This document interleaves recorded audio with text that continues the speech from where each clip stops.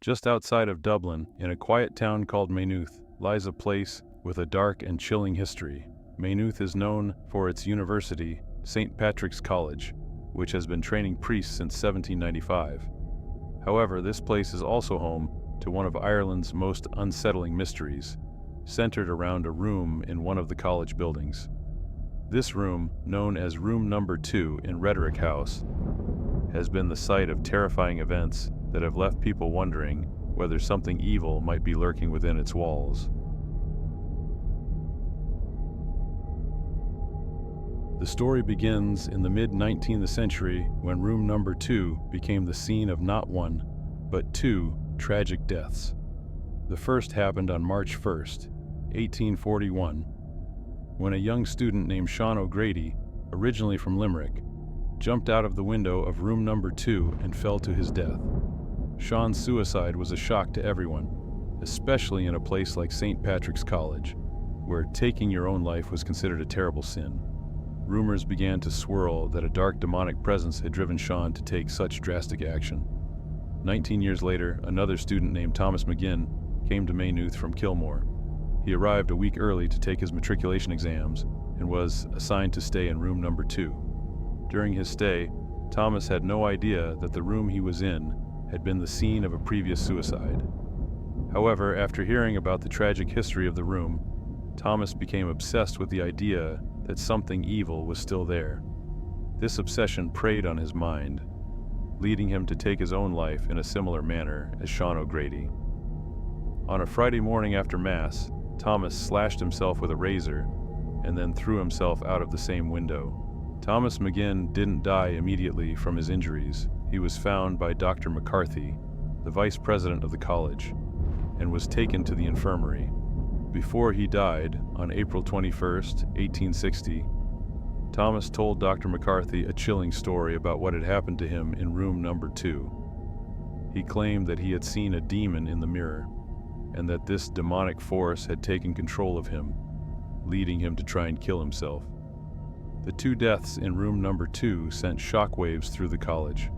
Students were terrified of the room, believing that it was haunted by a demonic spirit. Some even went so far as to store their shaving razors in cold water, thinking that the coldness would snap them out of any demonic trance they might fall into.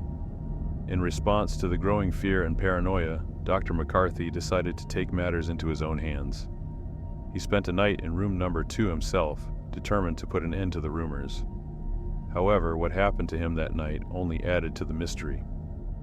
The students in the dormitory heard strange noises coming from the room, including banging on the walls and howling. The next morning, Dr. McCarthy emerged from the room with his hair completely white and muttering incoherently. He refused to speak about what had happened that night, but whatever it was, it left a lasting impact on him. After the terrifying events involving Dr. McCarthy, the college decided to take drastic action. On October 23, 1860, Room Number 2 was converted into an oratory or a small chapel dedicated to Saint Joseph, the patron saint of peaceful death. The window through which both Sean O'Grady and Thomas McGinn had jumped was sealed off, and a statue of Saint Joseph was placed in the room. Since then, there have been no further deaths in Room Number 2, but the room's dark history has not been forgotten. Despite its conversion into an oratory, the room remained a source of fear and curiosity for students and visitors alike. Some have reported feeling a strong presence in the room, particularly around the statue of Saint Joseph. Others have claimed to see shadowy figures or to experience sudden bouts of panic while inside the room. Even though Room Number 2 has been converted for academic use, it still holds a certain mystique.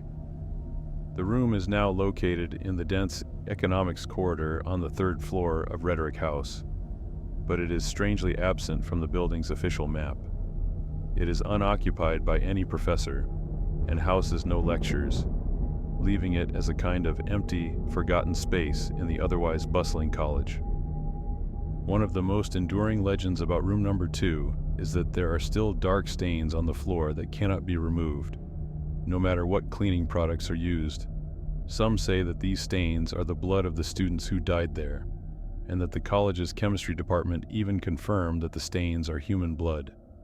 Whether or not this is true, the story has persisted, adding to the room's eerie reputation.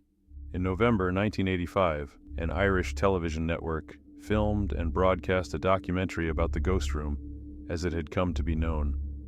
The documentary only served to further fuel the legend, with many viewers becoming fascinated by the strange and tragic events that had taken place in the room. Over the years, several paranormal researchers and psychics have visited room number 2, hoping to uncover the truth behind the stories. Among them was Hans Holzer, a well-known paranormal researcher, and Sybil Leek, a psychic. Hans Holzer reported feeling a strong presence around the statue of St. Joseph, while Sybil Leek claimed to sense the presence of a four-legged creature in the room. Other visitors have reported electrical equipment malfunctions, sudden feelings of dread, and sightings of shadowy figures out of the corner of their eyes. There are many theories about what might have caused the haunting of room number 2. Some believe that the demonic presence was summoned by students who dabbled in dark rituals the year before Sean O'Grady's death. Others think that the act of suicide in a place as holy as St. Patrick's College could have created a gateway for evil spirits to enter. Another theory is that the demonic presence was drawn to the room by the negative energy and fear that surrounded it after the first death. The more people believed that the room was haunted, the stronger the presence became, feeding off their fear and paranoia. There is also speculation that the room itself may have some kind of dark history that predates the college. Some have suggested that the land on which Rhetoric House was built might have been the site of something terrible in the past, something that left a lingering presence that later attached itself to room number 2. Whatever the cause, the fact remains that room number 2 has been the site of some truly terrifying events, and its reputation as a haunted room has persisted for over 150 years. The room may be sealed off and forgotten by some, but for those who know its history, it remains a chilling reminder of the darkness that can lurk in even the most sacred of places.